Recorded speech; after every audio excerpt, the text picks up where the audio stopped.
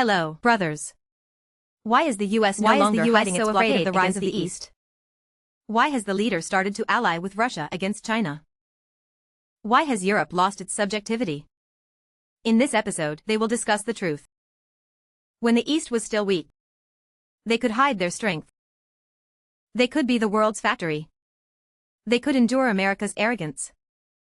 But now, the East has grown into the world's second-largest economy. The comprehensive national power of the East can no longer be trampled by the U.S. In the past, the U.S. F-22 could flaunt its power globally. Now, their sixth-generation fighter has led the U.S. military to consider an 8-to-1 combat strategy. What does this mean? It means the U.S. has acknowledged they need to deploy 8 aircraft to potentially shoot down one new fighter from the East. The leader recently expressed a desire to ally with Russia against China. In an interview, he admitted that his history teacher told him to never let China and Russia unite. Now, the relationship between China and Russia is very good. The U.S. must do something.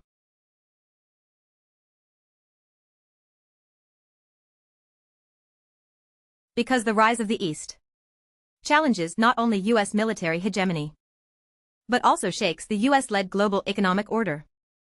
Europe's prosperity is not self-made. It relies on global industrial division to extract resources. Germany's manufacturing may seem strong, but it actually depends on exploiting Eastern Europe. Countries like Czechia, Poland, and Hungary have taken on many low-end manufacturing tasks. Their workers earn only half or even less than German wages. But the parts produced are sent to Germany for assembly, bearing the Made in Germany label and sold back globally at a high value. France relies on many West African countries' currencies, which are still controlled by the French central bank. The UK relies on financial hegemony, Switzerland on tax havens. Europe may appear orderly, a society where everyone enjoys high welfare. But fundamentally, their good days are built on global industrial division. Why does Europe willingly harm itself for the U.S. on the Ukraine issue? Because they know well that once the U.S. declines, the euro's exchange rate against the yuan will no longer exist. At that point, Germany's average income of 3,000 euros could drop to 1-to-1 or 1-to-2. All European countries could become nations earning 3,000 yuan per month. Infrastructure is lacking. Europe is like a big rural area. This is the social issue facing all Western countries if the U.S. collapses. This is also why Europe would rather sell out its national interests to support Ukraine. Before any change to the U.S.-led international order, Germany can become the second leading power in the world after the U.S. The U.S. and Europe detest the East's excess capacity. But the East has no motivation to cut its capacity. The reason is simple. Value-added tax keeps being collected during production. As capacity increases, so does the tax. Reducing capacity means reducing tax revenue. The East has no plans to cut capacity. This is no longer just a European issue. In 2024, the East faced about 200 anti-dumping lawsuits in the WTO. Of these, 117 were initiated by developing countries. Even Pakistan has launched 5 anti-dumping lawsuits against the East. For example, regarding printing, paper tape, yarn, paraffin, paint, and filament. But why can't they reduce capacity? Because today's East represents a different world order. The U.S. assigned the East only low-level processing roles. But back then, they had to accept that. When the U.S. divided the world and allocated industries, the East was assigned the role of a laborer. They were treated like an untouchable caste. They willingly played the role. The U.S. still hopes for a peaceful transformation, constantly envisioning the collapse of their regime and installing a puppet government that sells out domestic industries and becomes entirely a puppet of the U.S. economy. Just look at neighboring countries. Korea's most valuable industry is Samsung. Hyundai, and other large conglomerates. Wall Street controls Taiwan's most valuable industry, the semiconductor industry of TSMC.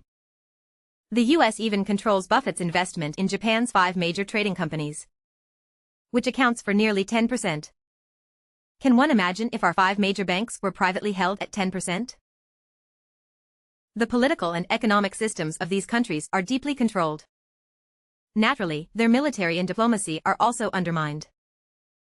Though there are democratic elections, it's merely a tool for the US to weaken East Asia's Confucian political autonomy. Now, the East's overseas influence is immense. They must have a strong backing. In the first 2 months of 2024, the East's total value of goods trade exports reached 6.54 trillion yuan. Among them, exports were 3.88 trillion yuan, increasing by 3.4%. Imports were 2.66 trillion yuan, decreasing by 7.3%. Many people are excited about this data. They say exports have increased. The trade surplus has increased, which is a good thing. However, the problems behind the data have become more severe. Other countries cannot just watch as the East makes profits without taking action. In recent years, the East has been emphasizing the expansion of domestic demand.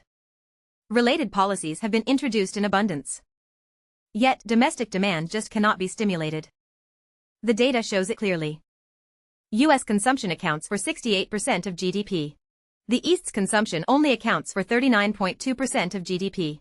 There's a significant gap between the two. However, the American public is not necessarily richer than the East's citizens. So why do they dare to spend, while the East citizens tightly hold on to their wallets? The key reason here is that the US has been using overseas markets to subsidize its domestic market. They bring back high profits from overseas. This pushes up asset prices in the US. Housing and stock prices skyrocket. They get money almost without any cost. So naturally, Americans don't hesitate to spend. But the East is different. To maintain manufacturing competitiveness, the East has long been subsidizing overseas markets with its domestic market. The trade scale looks large, but the actual profits are pitifully small. The wages for the citizens are very meager. To resolve these issues, the fundamental solution is to use overseas markets to subsidize domestic markets. Bring overseas money back to spend domestically. This requires the East to go global. It needs to transform comprehensive national strength into international influence. Now, a major change not seen in a century is at a critical juncture. In the past, it was just minor skirmishes. The next 5 years will truly show the results. Today, it is essential to recognize a fact. The path of peaceful rise has truly been blocked by the US. The US will not allow a country that challenges its hegemony to rise peacefully. They will use all means to prevent the East's rise. If the East gains the upper hand in the upcoming US-China confrontation, its international influence will significantly increase. Strike first to avoid 100 retaliations. Now, the US has already struck first and must be countered. From a historical perspective, this is all inevitable. Western countries fantasize about prolonging their golden age by suppressing the East. But the reality is, they have already stalled. Meanwhile, the East continues to advance rapidly. The future world will no longer be a unipolar system dominated by the West. Instead, it will be a new order led by the East. This competition is now unavoidable. It may not be a war of guns and cannons, but it will be a comprehensive contest in economics, technology, culture, finance, and industry. This is a clash of two development models. It is a complete reshaping of the global power structure. It is a worldwide game. There is no turning back. Just like the East's military printed a slogan. Only those who can stop the fight, be prepared to fight. Only then can one avoid fighting. The less one can fight, the more likely they will be hit. In unequal power situations, there can be no fairness. The East's rise is an unstoppable historical tide. What is needed is strategic resolve. What is needed is further openness and confidence. There is no desire to be enemies with any country. However, no country will be allowed to obstruct the path of development. In the face of U.S. encirclement, the East will respond decisively. This is not only to protect national interests, but also to establish a fairer and more reasonable international order. A storm is definitely coming. But this time, the East is not a bystander in the rain. It is about to dominate the storm's power. Finally, hope everyone likes and follows Xiao Jiumei's strategy. So confusing.